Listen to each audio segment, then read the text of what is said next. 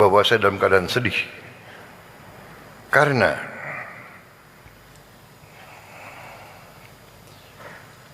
saya terpaksa mengganti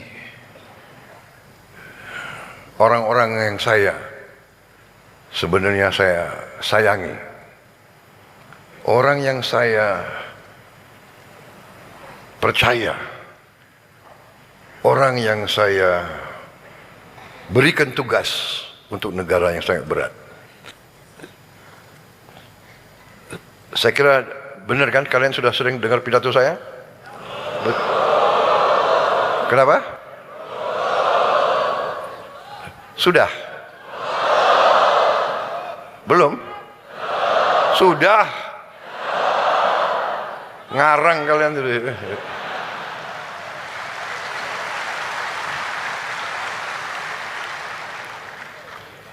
Kenapa? Apa?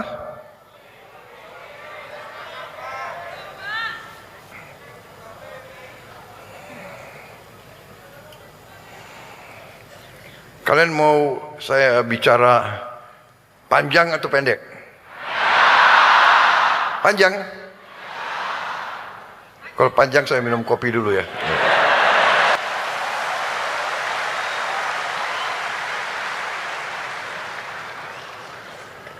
Ini ada kopi pakai susu, ada kopi hitam.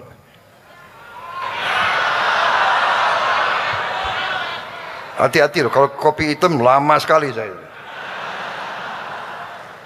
Ini kopi hitam nih.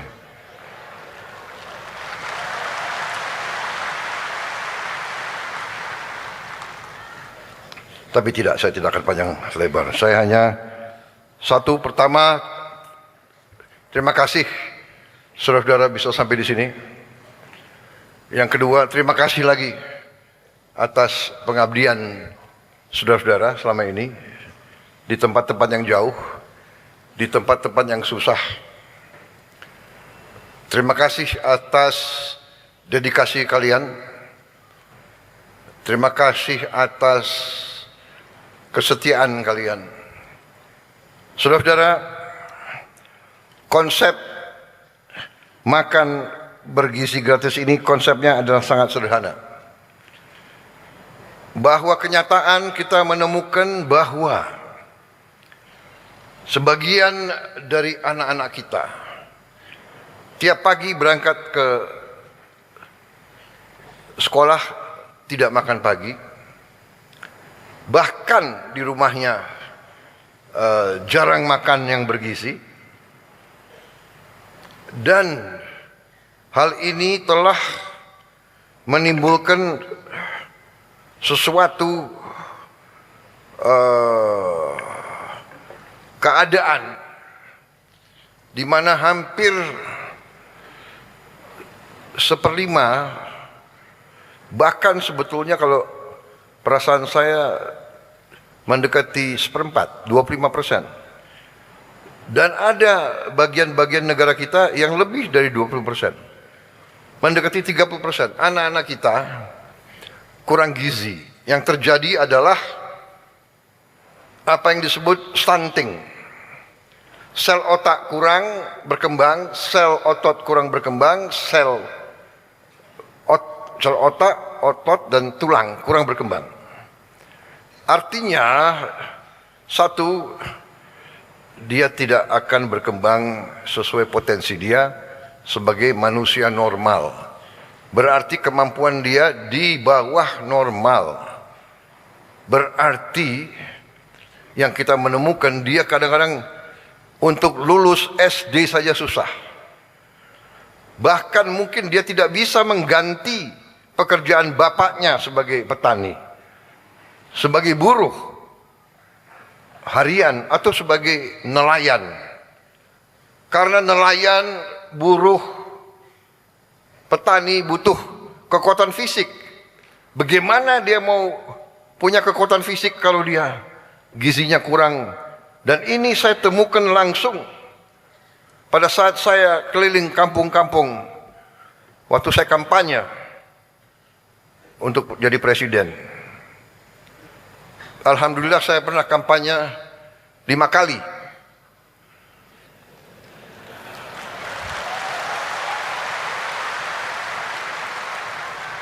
Loh, kenapa belum apa-apa kalian sudah ketawa? 5 kali, saya kalah 4 kali. Kalian ketawa. Ini orang Indonesia ini. Kalah itu sedih. Kalau tahu. Sedih. Kalah sedih. Tapi bukan kalahnya. Kalah tapi karena tugas suci untuk bangsa dan negara belum selesai, kita tidak menyerah kepada kekalahan.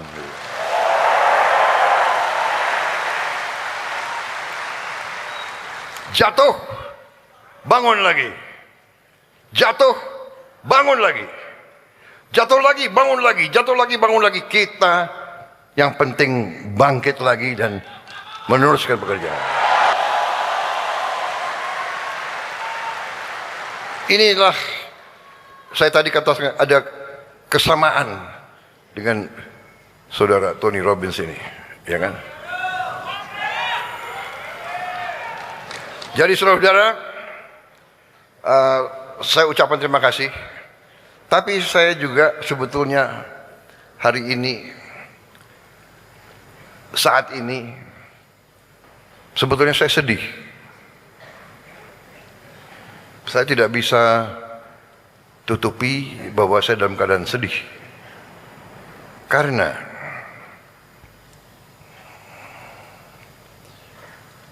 saya terpaksa mengganti orang-orang yang sebenarnya saya sayangi. Orang yang saya percaya.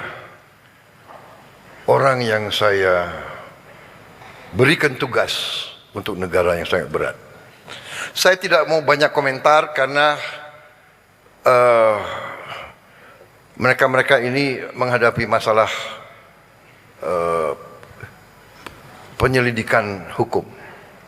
Karena itu saya tidak boleh banyak komentar. Nanti seolah saya mempengaruhi. Tapi yang jelas, mengganti mereka itu tidak ringan bagi saya. Tapi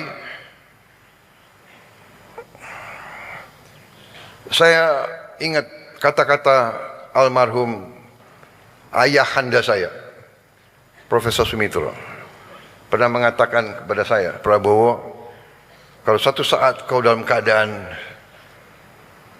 bingung atau keadaan ragu-ragu, ingat, berpihaklah selalu kepada rakyatmu.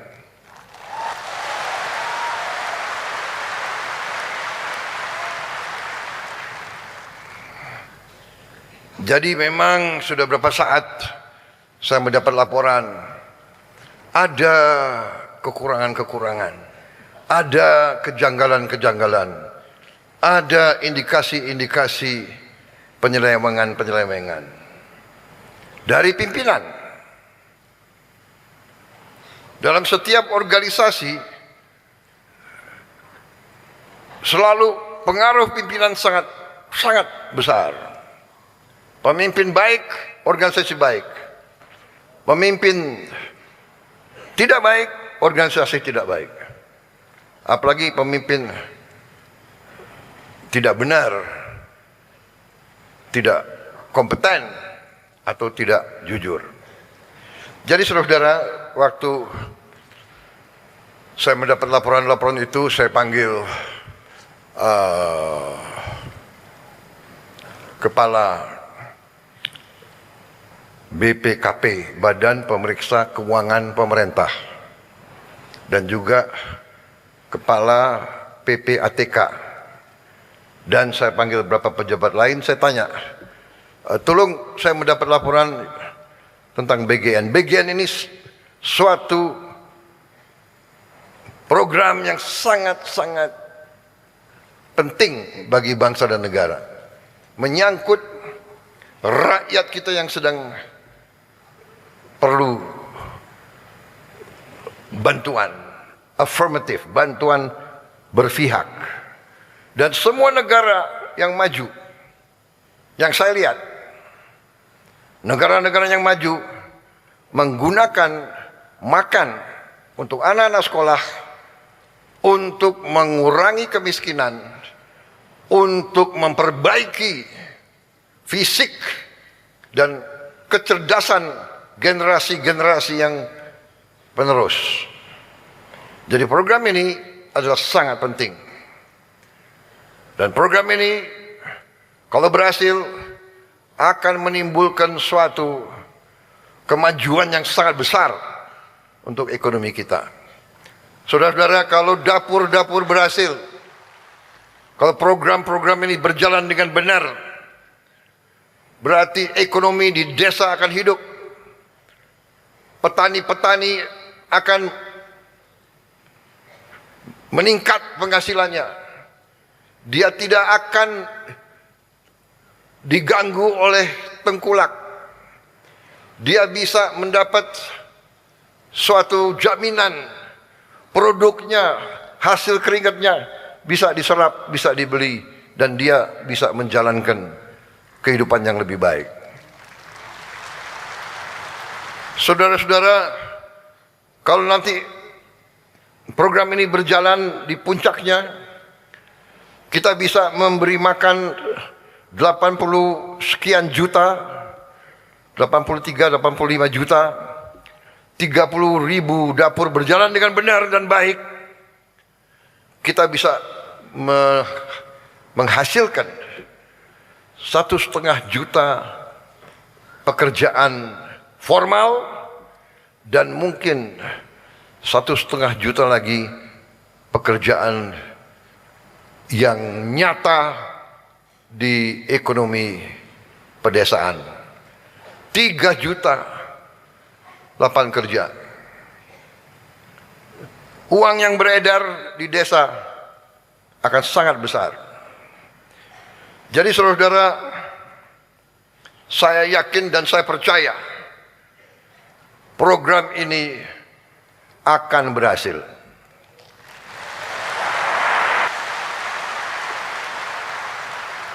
Dan saudara-saudara adalah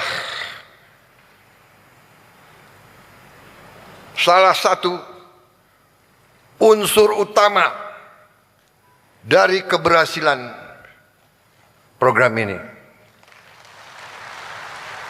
Saudara-saudara yang telah kita rekrut, saudara-saudara yang kita telah didik, SPPI, Sarjana Penggerak Pembangunan Indonesia. Kita telah mendidik saudara, merekrut saudara, menggembleng saudara, menanam nilai-nilai cinta tanah air, nilai-nilai pengabdian kepada negara dan bangsa yang sekarang agak diwaspadai Jaksa Agung.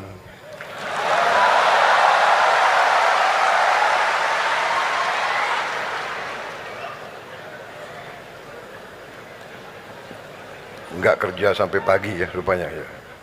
Kalau saudara merasa saudara bisa lebih pintar dari NKRI, ya coba aja. Ya. Kepala BPKP, apa yang kau butuh? Kalau kau perlu tambahan personel, berapa saja kau butuh, saya penuhi.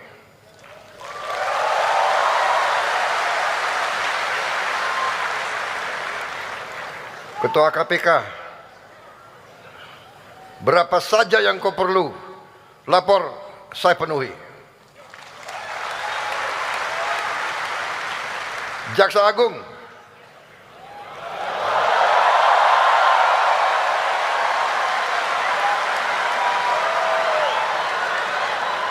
berapa saja yang kau perlu, saya penuhi.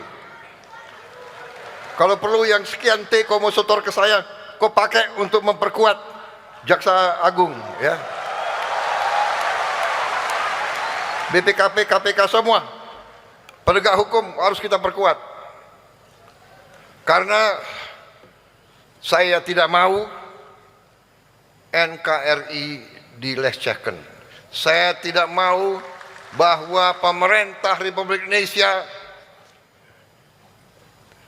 tidak dihormati. Saya tidak mau uang rakyat dicuri. Saya tidak mau uang rakyat dicuri.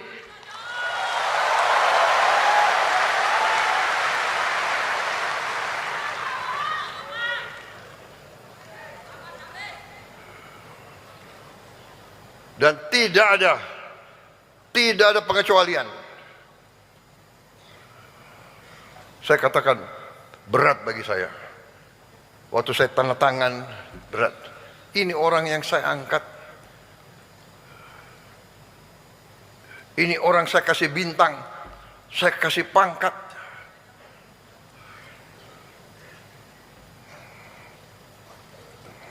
Jadi saudara, soalnya waktu saya minta mitra yang brengsek, nggak ada yang angkat tangan, ya sudah ya. Gue udah warning lo ya.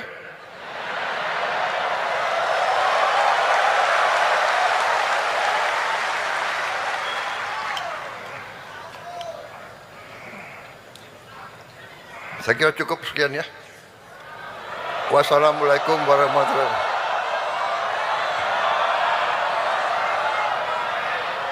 Apalagi harus saya bicara?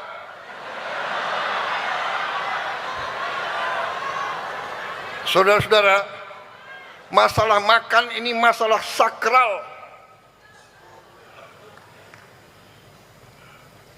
Makan bagi orang susah tidak boleh jadi sarana memperkaya oknum-oknum.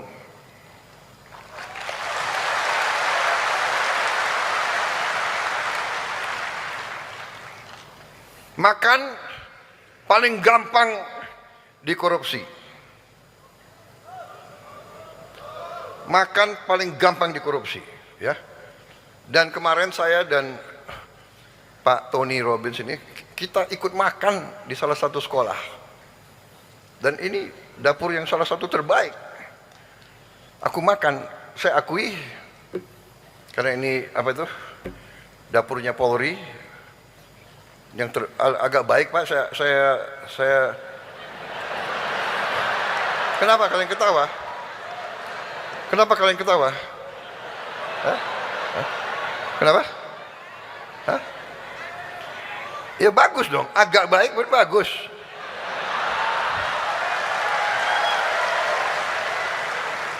Daripada agak jelek,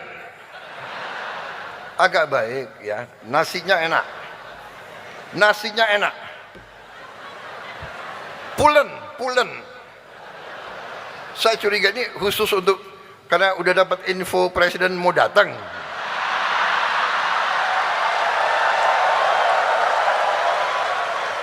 Coba Kepala BIN adakan penyelidikan. Lain kali ya kalau saya datang, awas, jangan beritahu saya mau datang. Ini nasinya enak. Saya akui, pulen. Nggak kalah sama restoran Jepang.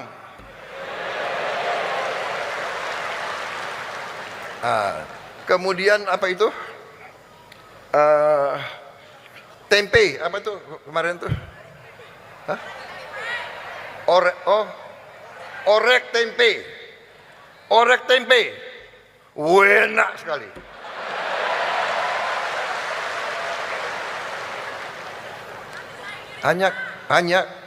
Hanya kurang banyak. Tapi oke, ini anak-anak SMP. Kalau aku kan makannya lebih banyak. Kemudian sayurnya juga enak. Sayur labu campur jagung. Oke. Walaupun ya porsinya agak sedikit juga ya. Pak Tony sama saya makan, dia gede orangnya kan. Dia dalam hati, aduh kasihan anak Indonesia. Nah, masalah ayam.